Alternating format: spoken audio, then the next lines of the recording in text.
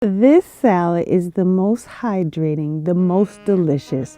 The thing you should be making all summer is this salad right here. So I start with a watermelon. And what's really great about this salad is sometimes you get watermelon, especially early in the season and late in the season, where it's just not as sweet as you need it to be. So to make a salad is perfect, right?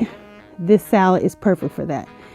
So I took my watermelon, took all the skin off, and then I started chopping it into bite-sized pieces, right?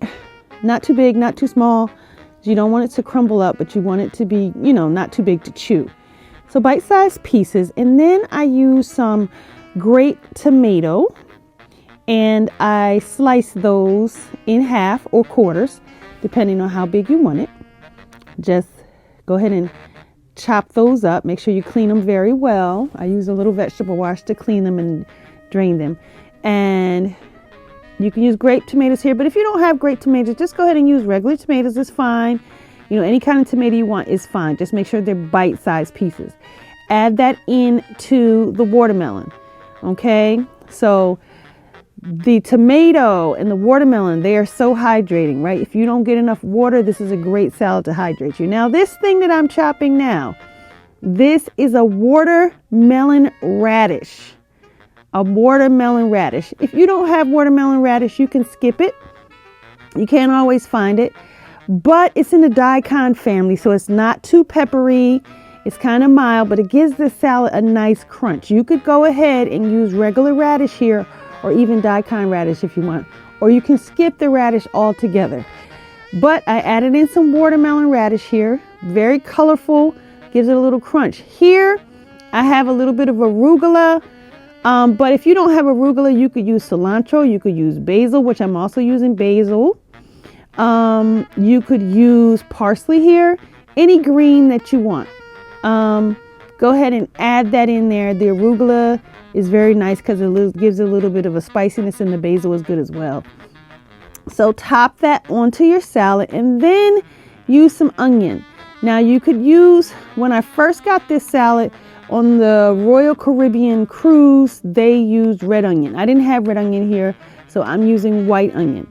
So sweet onion is good, or white onion or red onion is all good. Just some onion. Okay, now we're going to make our dressing. I have some pressed garlic. I do not like garlic. I use my press here, some olive oil, the best that you can find, and also some balsamic vinegar, right? Then I used a little sea salt here, and I also used some grill seasoning inside. Then I went on and mix it together. You can use a little agave or sugar as well, so that it's not too acidic. Go ahead and pour that over your salad, and then add in some vegan feta cheese. I use vegan feta cheese. If you're not vegan, go ahead and use any feta cheese that you want here. You could even use goat cheese if you wanted to. But the feta gives it a little saltiness that's really nice and balances this salad out. So make sure that you put your feta on top.